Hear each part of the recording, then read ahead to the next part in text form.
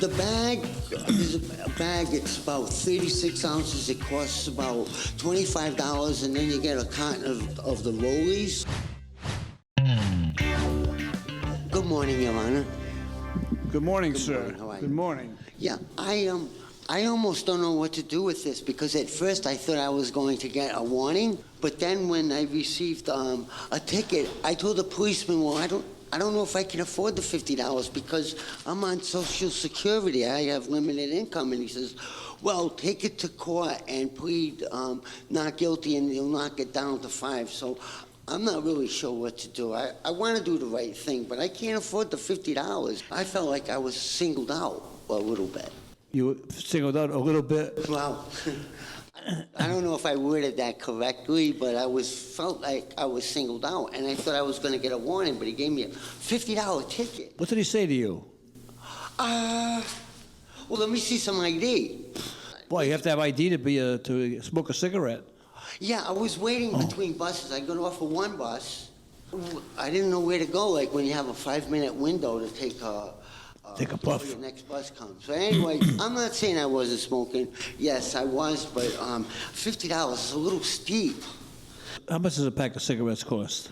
Well, the Newports, I like to smoke the Newports. They're $10 a pack, but I don't smoke those anymore. I go to Massachusetts and I buy the bag of tobacco with the rolling papers, and I roll my own. Oh. See, how much does that cost you? The bag is a bag. It's about 36 ounces. It costs about $25, and then you get a carton of the rollies. So I buy about 3 boxes of rollies. You sure you're rolling tobacco and not rolling something else? I told the policeman that. I said, you can smoke the marijuana, because I see people smoking in the park, but you can't smoke cigarettes. He goes, yeah, I know. All right, you're on SSI. Yes, I have one. That's all right. That's all right. I believe you. All right, thank you. Just relax. You seem like a real decent person, you know. Well, we tried. I understand that you don't have a lot of money. I know smoking can be addictive. I know people for years have been trying to give up smoking. I know you don't make much money, and you're trying to cut down your expenses by traveling to Massachusetts, getting a bag and rolling them. I hope you're not rolling the other stuff, but if you are, that's your business. What do you think? There is to be no drinking, no smoking, no nothing in the parks, loitering and everything, Your Honor. Kennedy Plaza is not designated a park, Your Honor. It's intermodal for transportation. And if they write Kennedy Plaza, I can't charge someone in Kennedy Plaza. I can, if they wrote Burnside Park, then that would be a different situation, Judge. I mean, I could pay something. Oh, I'm sorry, I shouldn't have said anything. I probably stuck my foot in my mouth, but please proceed. Oh, now you want to run the court? I don't really. I would really like to get this over with. Now we got the director. All right. Mr. Purvey, Inspector Quinn has pointed out, rightly, the charge that they have lodged against you is not sustainable. Inspector Quinn, who is the prosecuting officer, but is he is a fair prosecuting officer. And he has pointed out that the city cannot sustain that charge.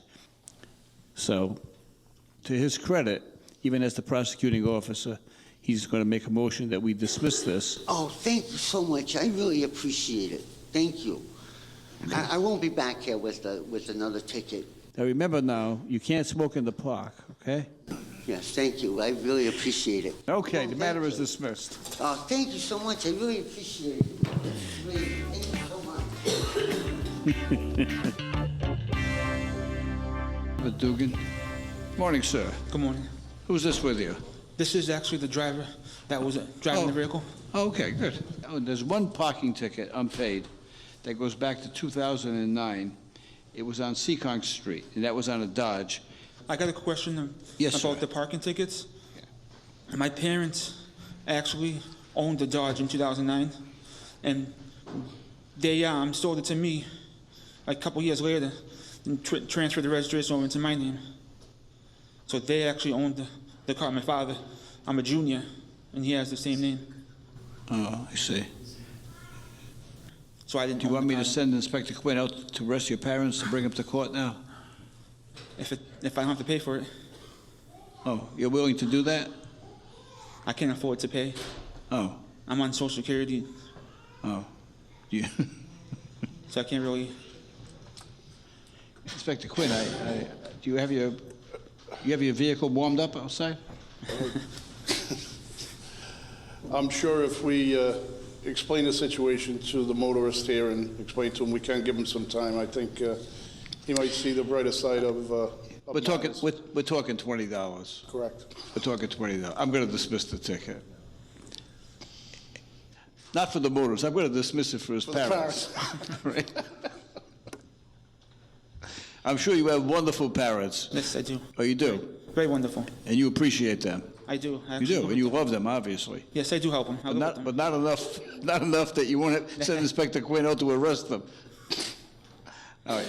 Based on that explanation, I'm going to dismiss that $20 parking ticket.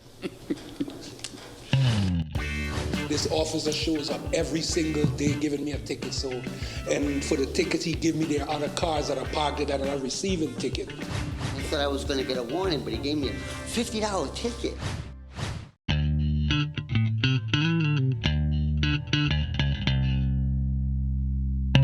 Carol Taylor. Carol, you have one parking ticket on Gay Street. Parking in a prohibited area. Is there anything you want to tell me about this? I don't have no parking tickets. I don't even have a car. I don't know how I got a parking ticket. Were you standing in an area where you weren't supposed to stand? No. No. Carol, have you registered a car for someone else? My son a long time ago. His car's registered to you. A long time ago, yeah. Well, But they're saying that this is on a Honda. I never registered a Honda. Relax. Let me ask you a couple of questions, okay? All right, go ahead. All right. Well, Carol, it appears to me that you registered this car. I don't remember. I really don't. Yeah. This is for a relative of yours? No, I never registered no Honda. Well, you indicated before that you registered a car. I registered, I told you what kind of car. A Lexus. For whom? For whom? My son, Gerald. Yeah. I think your son got you to sign for another one. No. Well, it's in your name, it's your date of birth, it's I your asked- address. I asked the Providence Police if I could, put a, what do you call it? For stealing it? Somebody stealing the plates. I asked if they could get the plates, and they said I had to see you first. You know, put a thing on the plate. I don't remember. I really don't. A Honda. I never registered a Honda. I want to know who got the plate and who's using it. 'Cause I don't know who got it. I never seen it. So, I don't know what's going on. Yeah. Carol, I'm going to assess a fine of $30. I think you better talk this over with your son and tell him he owes you $30. At the end of the day, you're going to find that your son has this car registered in your name. And I think, you know, My son, I talked to my son yesterday before I came here. He said he doesn't have that. He never had a Honda. yeah, it's $30. It's difficult to tell people you don't believe them. It's really, it's an assault on someone when you say, I didn't say specifically, I don't believe you, but my judgment is that I'm not buying your story. And that's a tough thing for me to do. Because in many ways, you know, she's a mother and she was there for her son, and I've had countless cases where parents come in and they make all kind of excuses for their children because they're overprotective, and many times that's the reason why kids have difficulty. I'm not casting any aspersions on this woman. She appears to be a nice woman, but it still bothers me. Robert Carisi? Good morning, Your Honor. Sir, you're charged with going through a red light. Lights, please. What did you want to address my attention to?